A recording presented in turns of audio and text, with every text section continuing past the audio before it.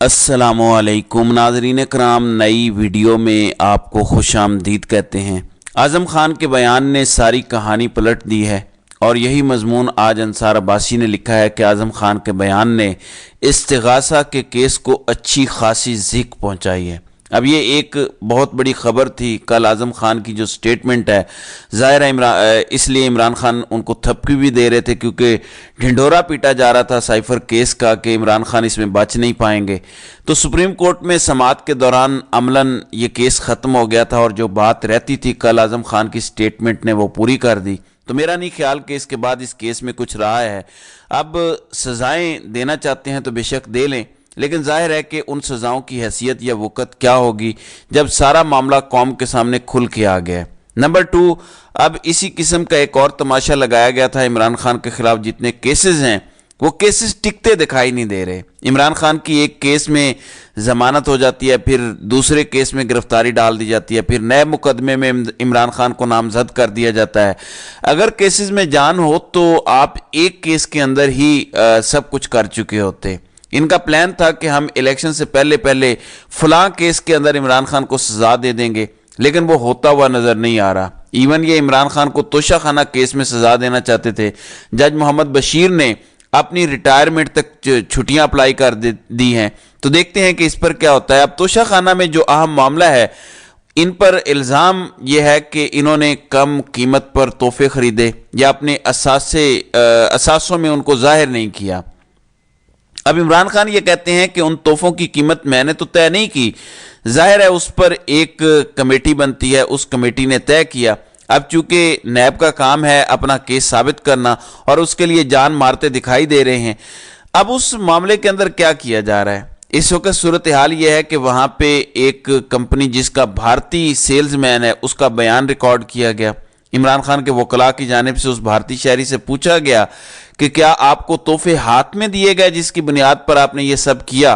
तो उन साहिब ने अदालत के रूबरू कहा कि नहीं, मैंने तस्वीरों की बुनियाद पर कीमत तय की। फिर वकला ने कहा कि देखें, जो हीरे की आप मेजरमेंट करते हैं वो किरात की सूरत में करते हैं, आपने ग्राम्स की सूरत में कैसे लिख दिया? तो इस पर उन्होंने कहा कि ये एक क्लैरिकल मिस्टेक है।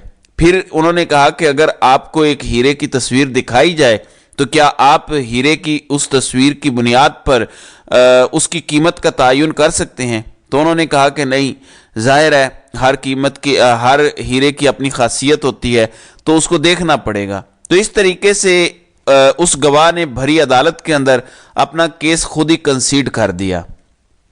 तो तोशा खाना वाला केस भी अपने मंतकी अंजाम को पहुंचा। तोशा खाना के अलावा साइफर केस है वो भी चलता नहीं दिखाई दे रहा। फिर नंबर 3, अलकादिर ट्रस्ट केस जिसको 190 मिलियन पाउंड का नाम दिया जाता है।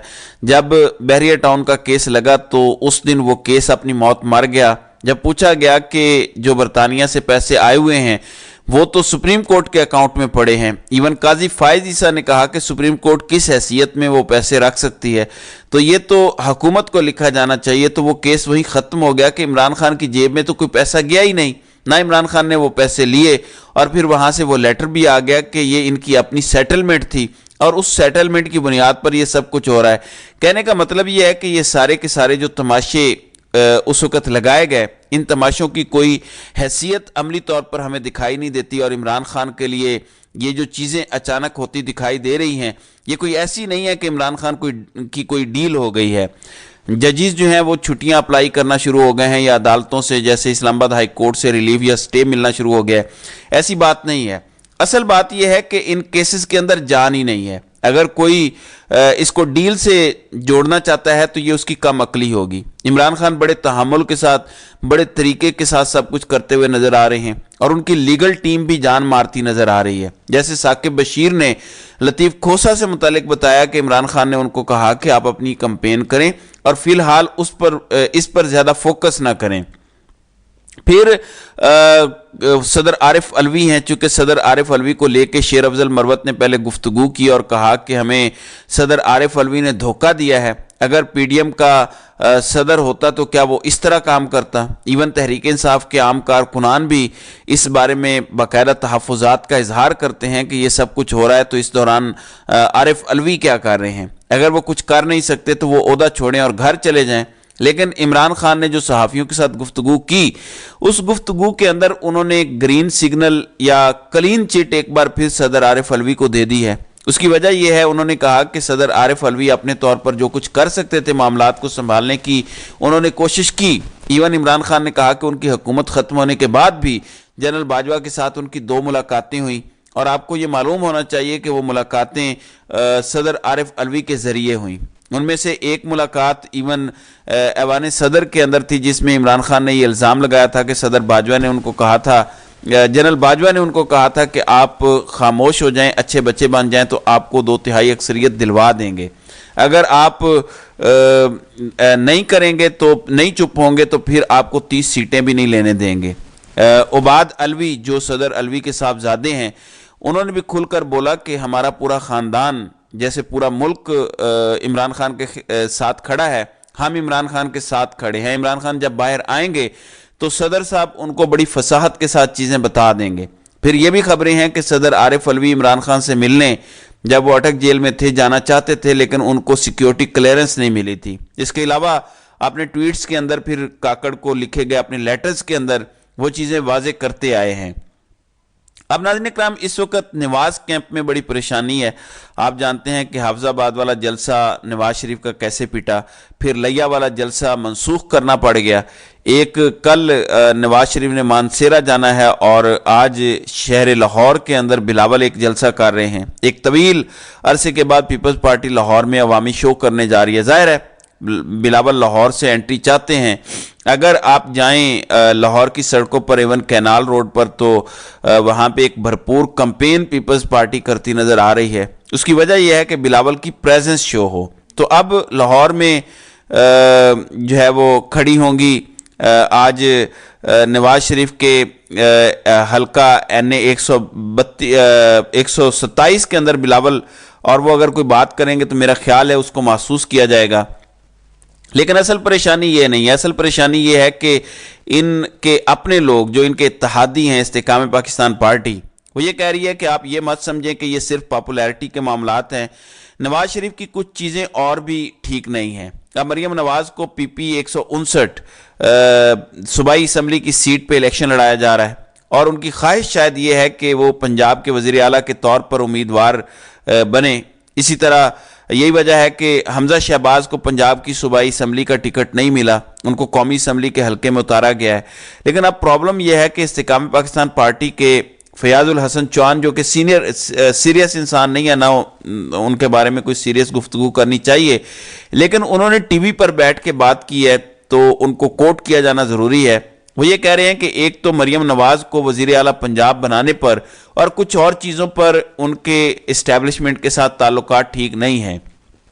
میں یہ بات نہیں کہوں گا کیونکہ مریم نواز اس وقت جس طرح سے کہہ رہی ہیں پورا سسٹم اسی طرح سے کر رہا ہے۔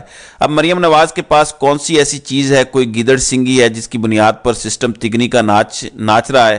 لیکن میں آپ کو یہ بتا دیتا ہوں کہ نواز شریف کے کیمپ کے اندر سب کچھ ٹھیک نہیں ہے، وہاں پریشانی ضرور ہے عوامی رسپانس کو لے کے، باقی چیزوں کو لے کے، کیونکہ آخری ٹرمپ کارڈ یہی تھا کہ نواز شریف کو لایا جائے گا تو وہ عمران خان کی مقبولیت کا توڑ نکال لیں گے، لیکن ایسا ہو نہیں پایا، نہ بیانیہ وہ بنا پا رہے ہیں۔ یعنی اندازہ کریں کہ آج 21 جنوری ہے، اس کا مطلب یہ ہے کہ 16 دن بعد پاکستان میں عام انتخابات ہونے ہیں، اور عام انتخابات کے ہونے سے پہلے آج بھی مسلم لیگ نون کے منشور اور مینیفیسٹو کا کسی کو پتہ نہیں ہے۔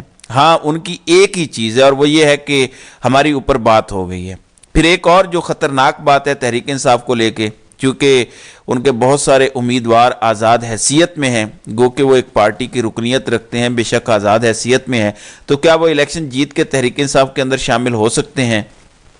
اب ظاہر ہے یہ گیم بھی الیکشن کمیشن پر ہوگی، اور الیکشن کمیشن کیا کرے گا آپ جانتے ہیں۔ اب استحکام پاکستان پارٹی یہ کہہ رہی ہے کہ ہم اپنا وزیر اعلیٰ پنجاب کے اندر لائیں گے۔ کیسے لے کے آئیں گے؟